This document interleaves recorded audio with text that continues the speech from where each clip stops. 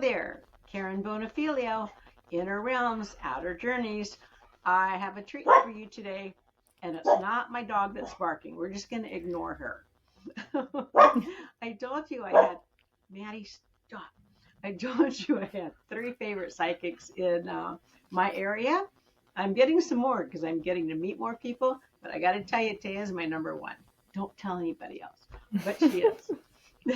I've known Thea, gosh, a long time. Over, I don't know, Thea, 8 years, maybe?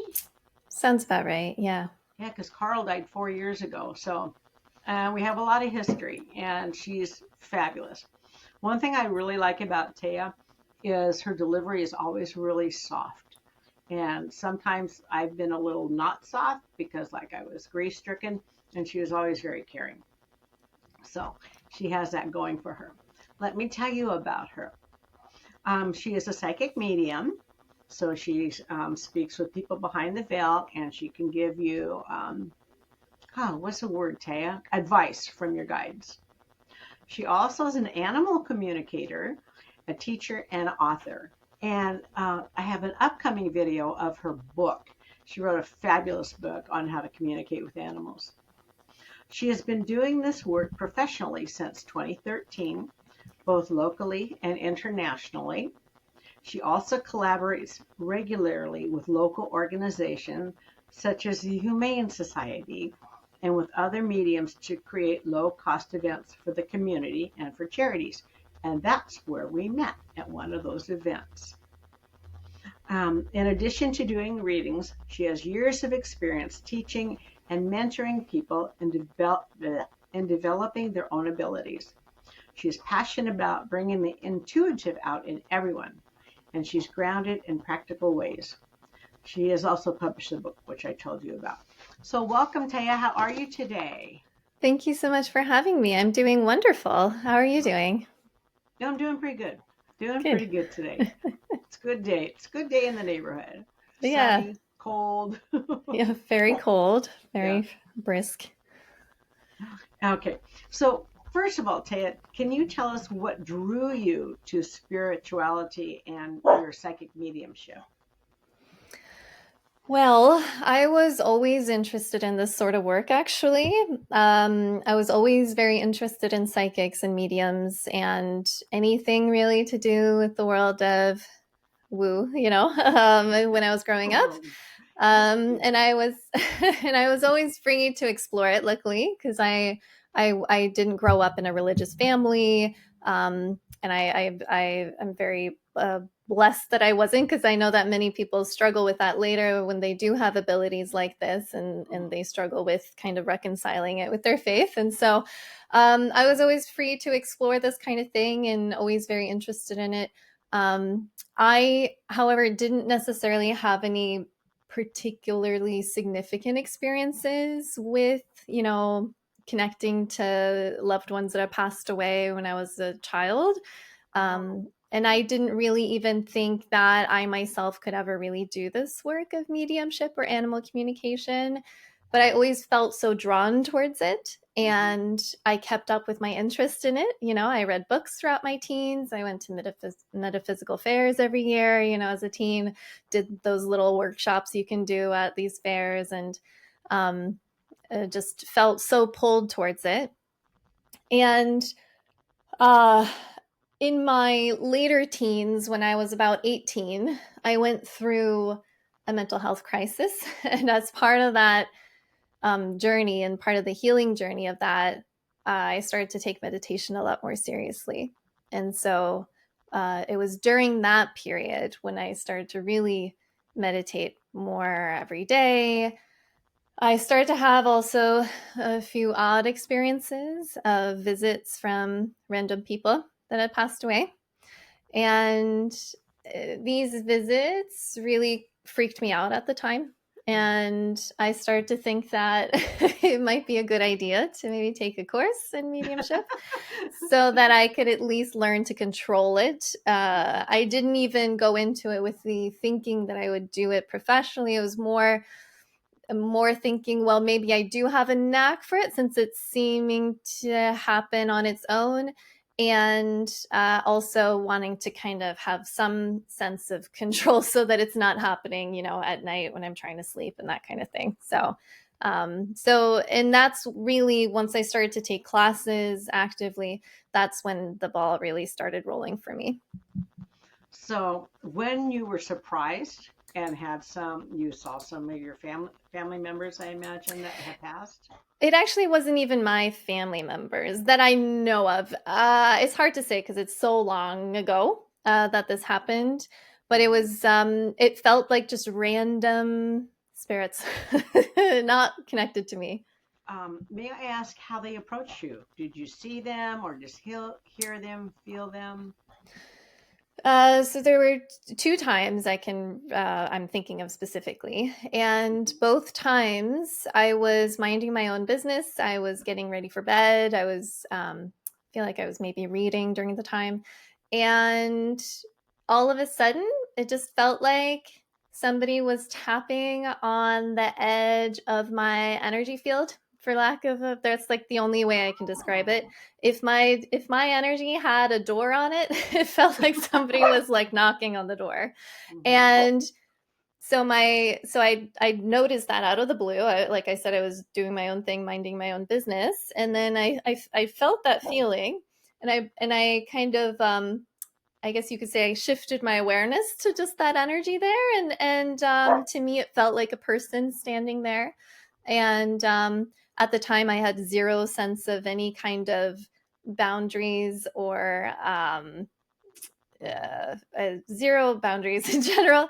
And just because I was a curious person who also was sort of interested in this kind of thing, I just kind of threw out a little hello to whoever was there.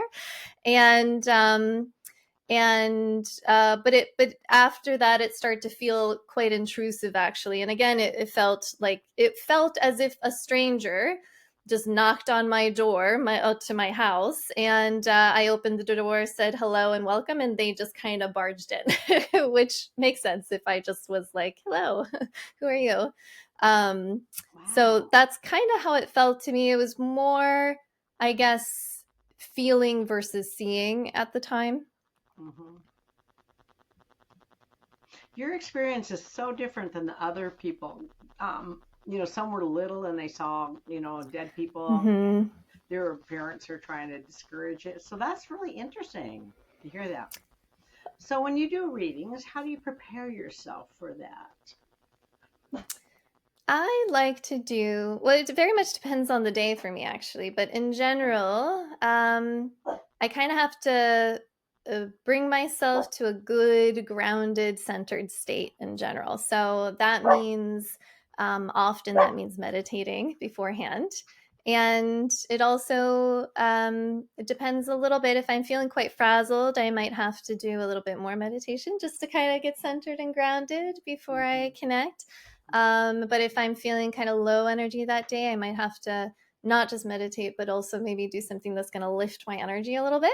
Because mediumship, that kind of thing, also can take quite a bit of energy. So it really helps to go into it with high levels of energy. So I might do something like just turning on some fun music, dancing around, just to kind of lift my own spirits, so to speak, to prepare myself. But I don't really need anything too complicated to connect. Really, all it takes to connect to the spirit world is very much just shifting your awareness to the spirit world to open up to them.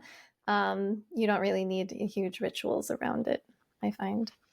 So people that don't know about these abilities, what do you mean by shifting your awareness?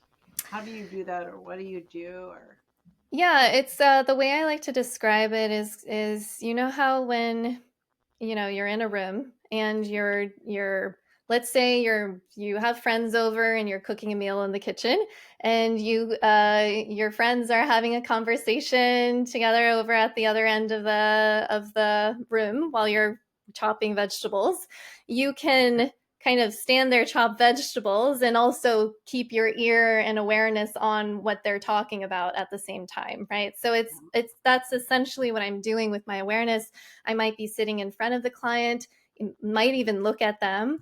Often I'm actually looking off to the side a bit and a little bit up, and I'm just kind of listening in, you could say, or placing my awareness on the spirit world.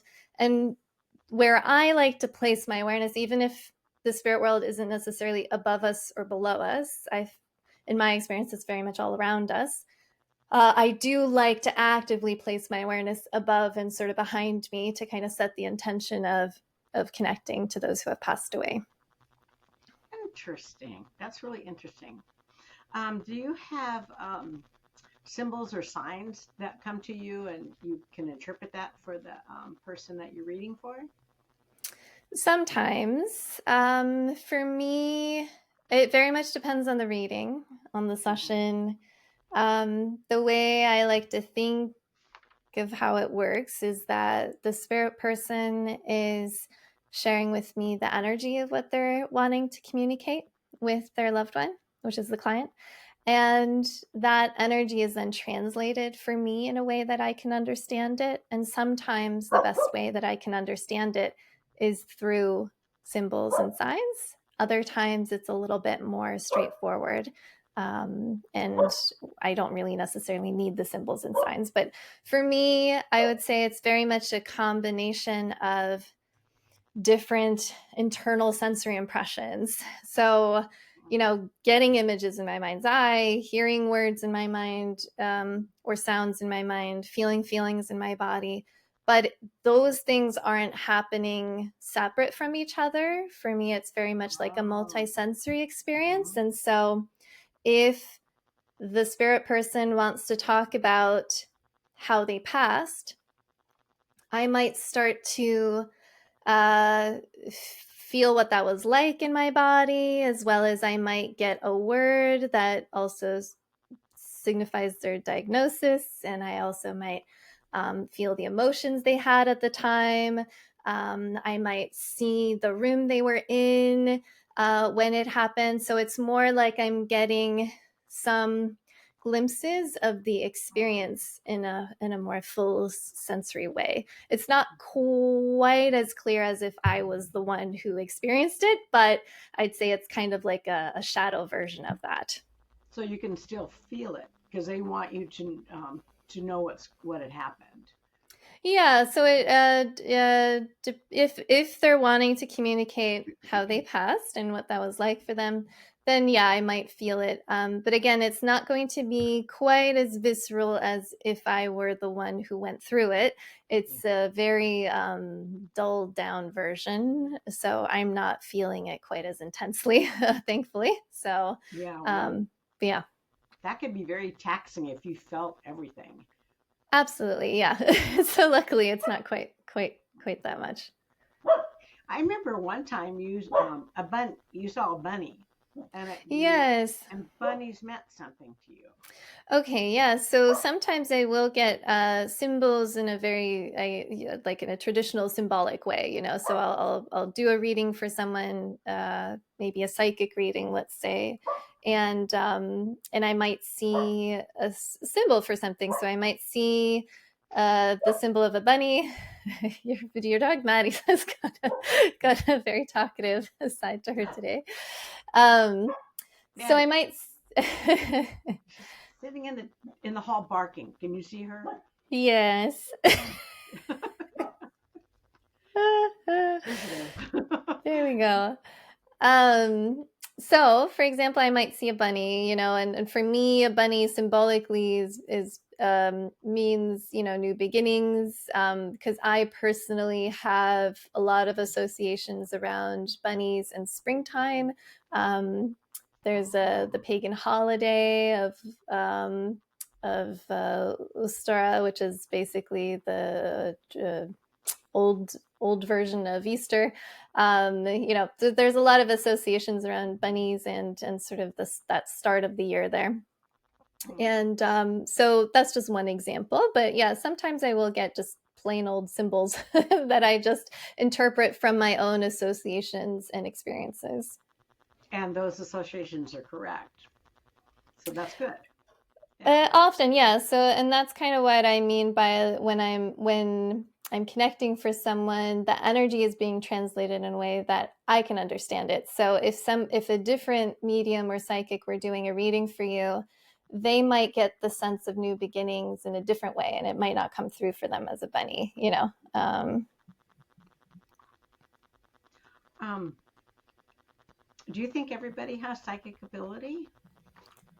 Absolutely, I do think so. And that's from the way, again, the way I understand it is that um, our intuitive abilities, they're very much a function of our soul, and very much just kind of how we're wired as well. And that's in the same way everybody has uh, physical senses.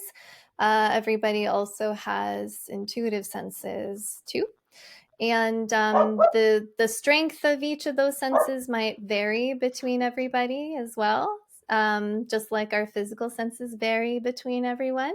But I do think everybody does have some type of intuitive abilities, and I think it's just because it's a natural part of who we are. You know, you said something really cool, but that one was barking.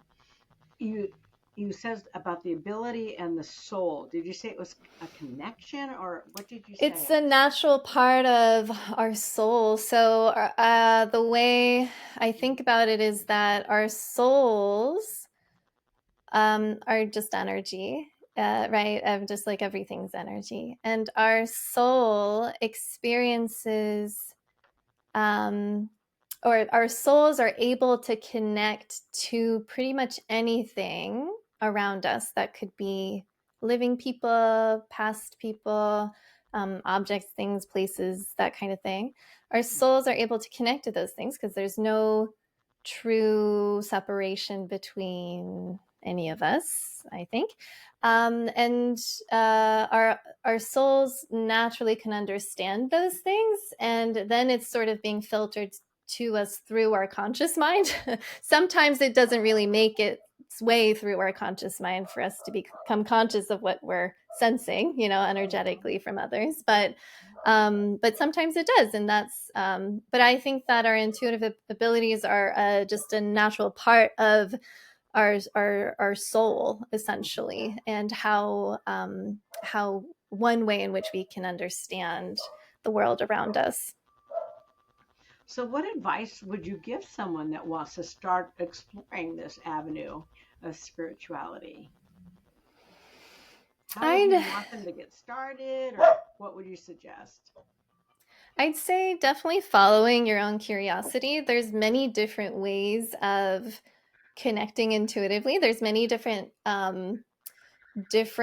types of readings that go under the umbrella term of psychic abilities or intuitive abilities. And I think it's most useful to actually just approach it from the direction that you're feeling most curious about and excited about. So if you're more drawn to animals, let's say, then you might actually just want to start there and start reading books about animal communication. Or if you're more interested in you know, the people in the spirit world, then reading books on that. But I encourage people to kind of follow their own curiosity in that way, for sure. And there's plenty of books out there on all the different topics, and really just starting with any of those, I think, is probably fine. The other thing I'd say also is that with any kind of intuitive abilities, what it does require, unfortunately, is that we have to quiet down our logical thinking brain and our monkey mind, to become aware of the more subtle energy around us. And so, you know, some kind of meditation practice or mindfulness practice. It doesn't have to be straight meditation, it could just even be mindful walks where you're actively just focusing on your breath on the walk instead of just Mm. spinning in your thoughts, you know, that kind of thing.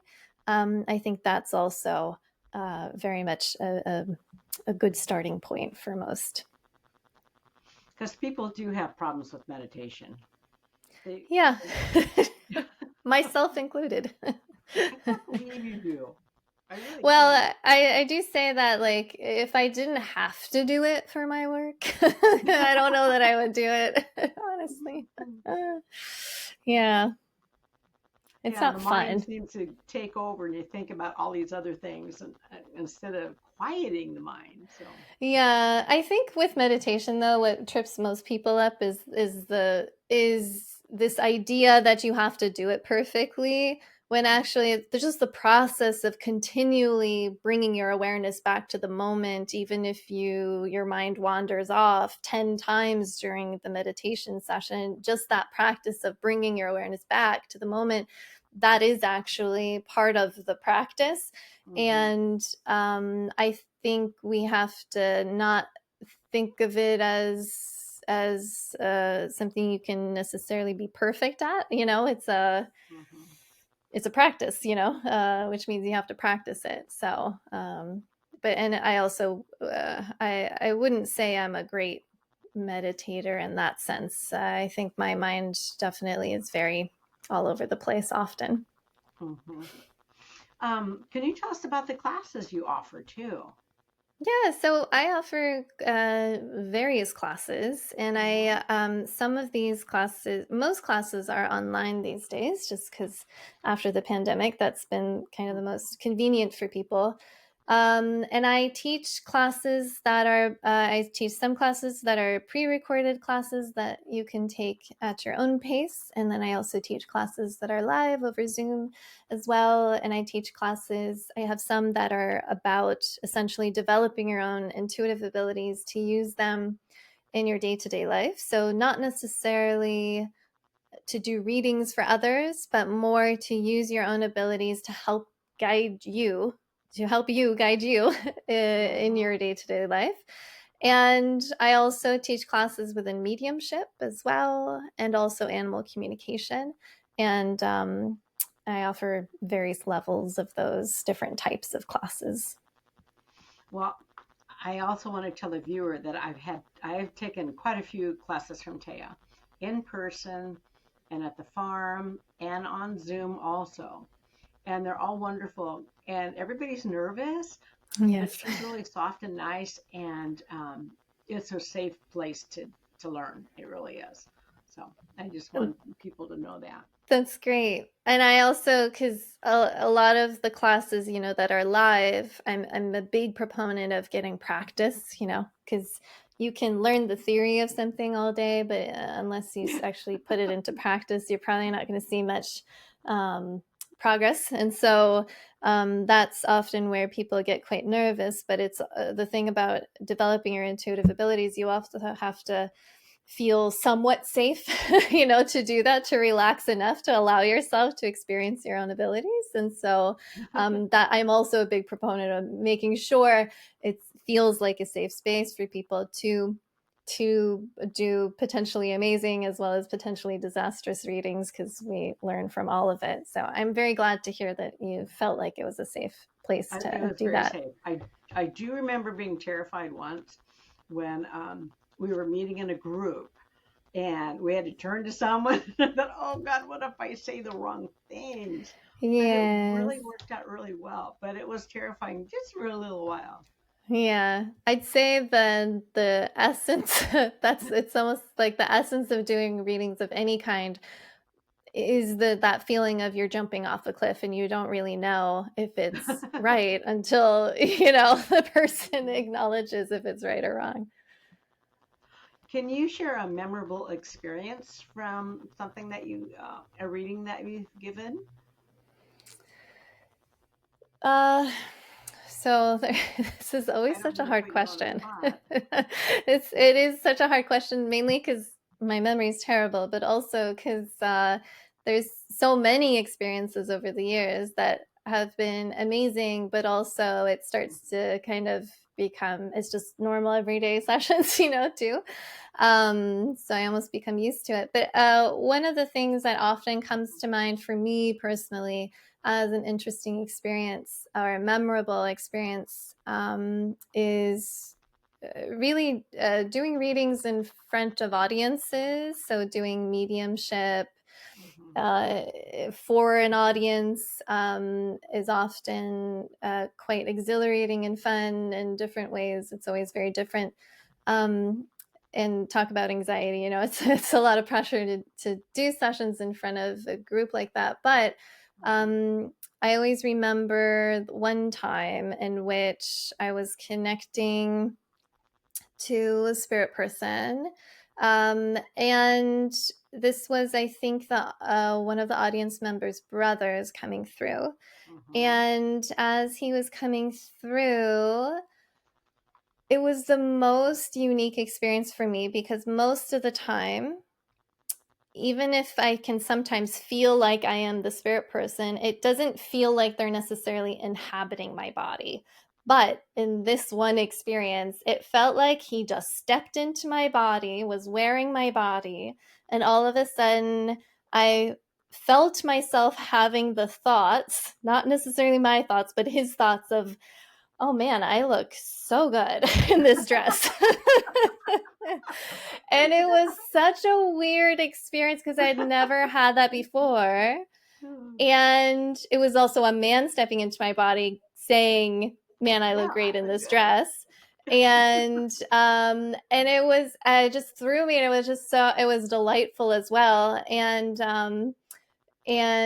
turns out this brother very much was very gender bending in life, and enjoyed wearing dresses as well, and was queer. And so it was a very fun connection with him. But just that feeling of him stepping into my body was just very memorable because it's, like I said, it's not always quite that visceral when it happens or when I'm connecting. I want to share something about you, if that's okay. Sure. Okay. So I have a friend, and her husband had lost his daughter in a quite a horrific way, and he felt guilt. He felt so guilty about not being there for his daughter. And I kept telling my friend, have him go see Taya. Taya can help.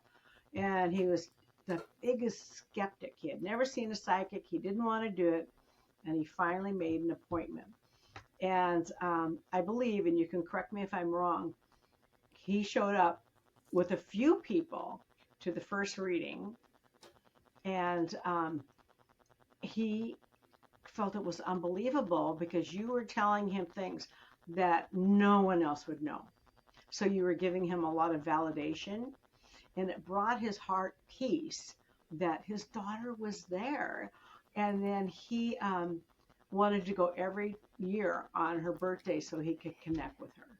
Yes, I know. I think I know who you're talking about, but yeah, that's really a blessing for me to hear that because Mm-hmm. sometimes as a medium, you do the session for someone. I don't necessarily always Yeah. hear back from everybody afterwards. And then sometimes they come back years later and they tell me, oh, that was such a transformational session. And I was like, well, I wasn't sure because I never heard from you. No, but it's so good to hear sometimes that, because not everybody thinks to share that. And as a medium, I can only ever, I show up, I do my very best that I can in that moment.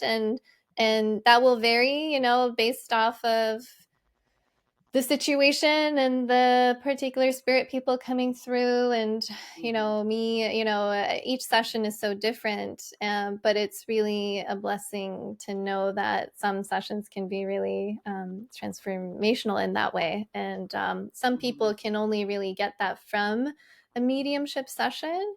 um, and so that's really kind of You why helped his I heart. You really yeah, did. that's really, really very sweet. And also at the same time, you were talking to his wife because a doggy was coming through too, and so she was just so impressed.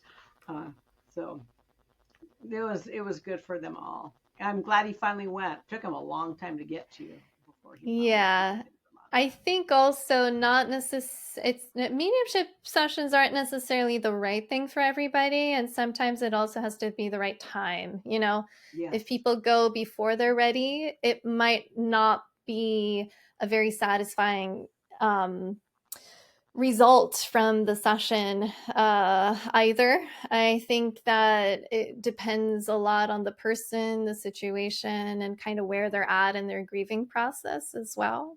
And Because when some they're ready. people, Hmm. yeah, some people maybe do want to try a medium, but they might still be in a really heavy, heavy spot in their grieving process to where they're really not in the right mindset to hear anything.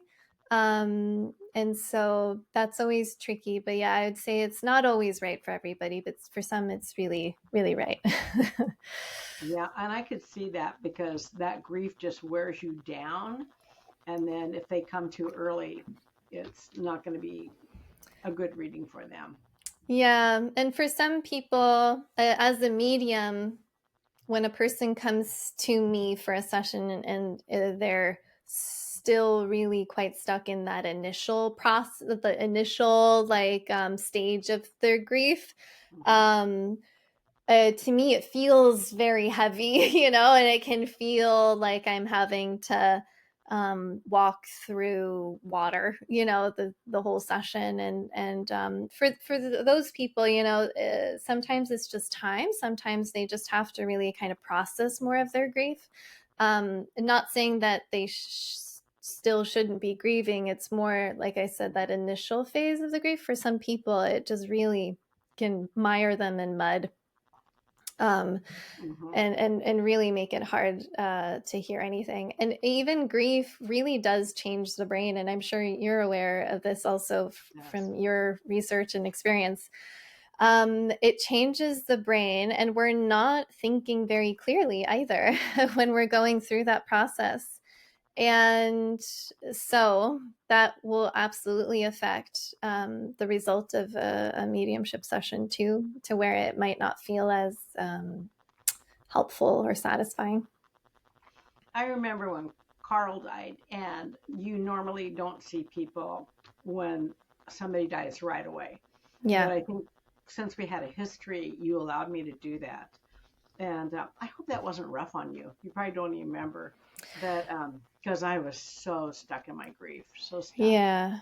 Yeah. I think, yeah, it's interesting because some people, and I don't remember what it was like when I did that session for you, so I can't say Hmm. what it was like then. But I do. as some people, I just had a session with a client. He had a couple of sessions years ago, but then just about a month or so ago, he lost his son, his young son, and that's a horrible, horrible loss. And he came to me for a session just last week, I believe. And even if it's very recent, the way he's processing his grief allowed it to be a very healing and beautiful and uplifting Oh. session too. So I think it depends a little bit on the person, the situation. For people who kind of can allow that grief to just wash over them and continually kind of wash through them, I find that a session can work well, almost because the energy can flow. But if there's a lot of resistance and getting really stuck in some of those, the guilt thoughts, all the all those types of things, I think Mm. that can make it quite heavy. I'm glad you helped him. I can't imagine that tragedy of losing a child. I remember Yeah. after Carl died, I told God, I said, "You take my kids, and Mm, that's it. yeah. You've lost me too." And then I thought I shouldn't probably be threatening spirit, you know, not a good idea. Well, your work sounds really intense at times. How do you take care of yourself emotionally? Therapy. I definitely have to make sure I don't overbook myself. I'm not just always doing sessions. I have to have a life outside of sessions. Even if it's almost so, I made my hobby my work, which is Mm. wonderful and beautiful, but also um, means that I have to find totally other things to do outside of my work, because or else my you know enthusiasm for this type of work can make me overdo it too.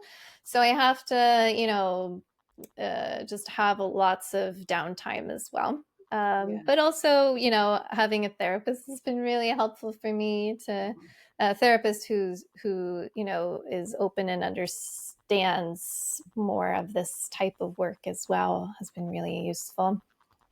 Um, or else you're dealing with a different situation of somebody trying to diagnose you with other, because I hear, I connect to the spirit world, and if they think that's a disease, Yeah. then yeah. So, and then I also would say that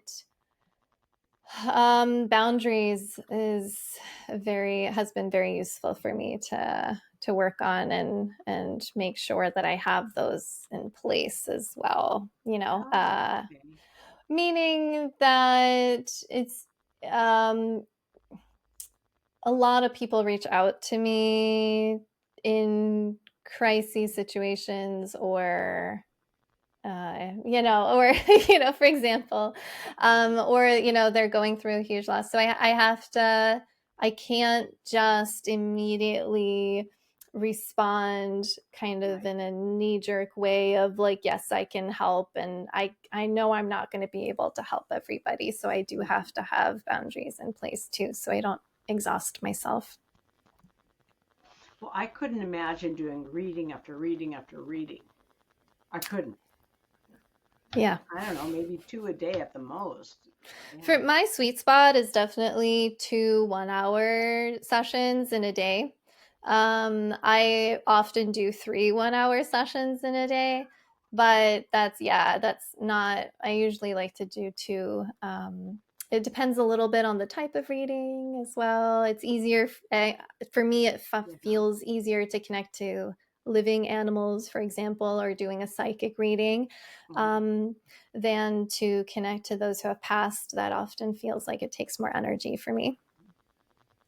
Well, I think you don't have any self doubt anymore when you do readings, do you? There's always going to be some.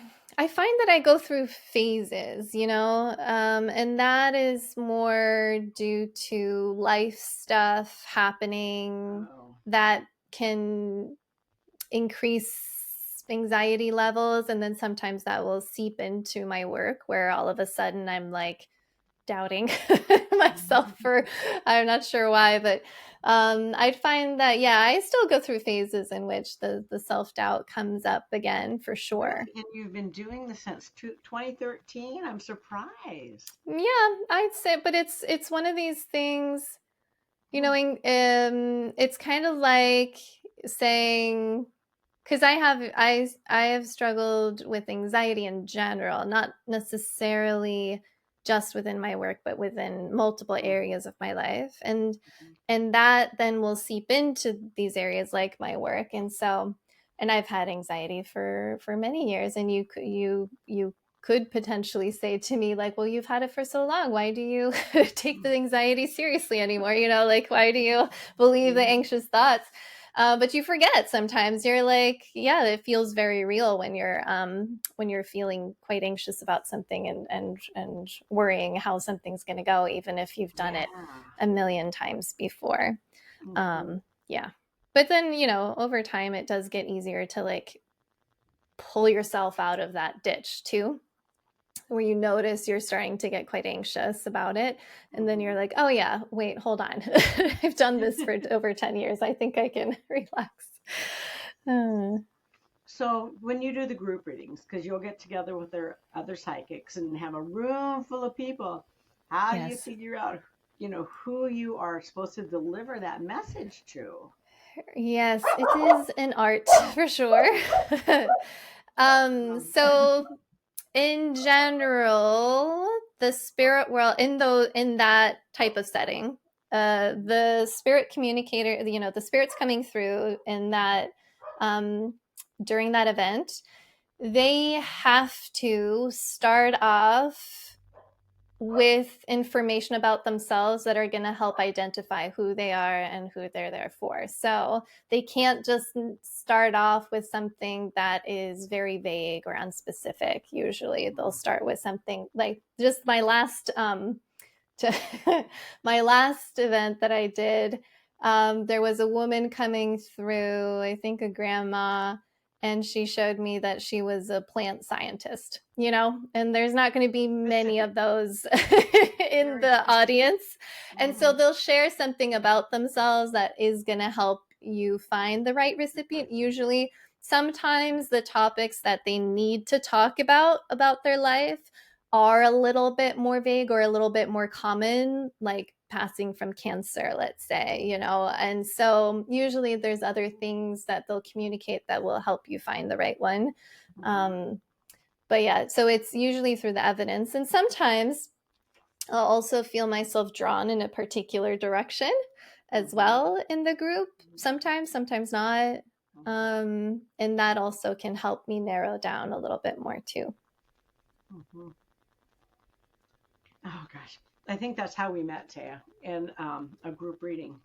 Yes, Yeah, we yes. met in a group reading, and she was trying to find the person in the audience for this message and kept talking and talking and talking. I didn't realize it was me. I did not, because this person had died, and I wasn't even thinking about him. And then my Yes.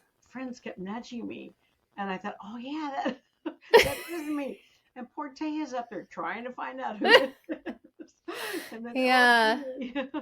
Oh, I have to tell you, the first time I did a bigger group like that, Uh-huh. the very first time we did an event like that, so it was I didn't necessarily have huge expectations because I hadn't really done anything like that before, but it was my turn to demonstrate, is what we call it, Uh-huh. demonstrating. And then, so I was connecting to a spirit person. It was a man coming through, and he started to share things with me. And I kind of like, I told the whole group, this is what I'm getting. Does this make sense to anybody? Nobody raised their hand. And I just had to continue going, and I kept trying to go like, well, okay, it's not making sense to anybody, let me try to put this person to the side and connect to somebody else. But it was just him that kept like, he would not let go.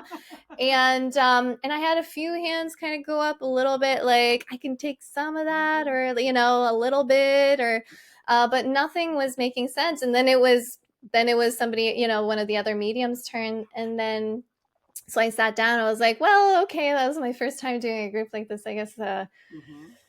I don't know. And then as the other medium was demonstrating, all of a sudden somebody at the very back raised their hand and said, "By the way, that was actually my dad or my husband, coming through when Teo was demonstrating."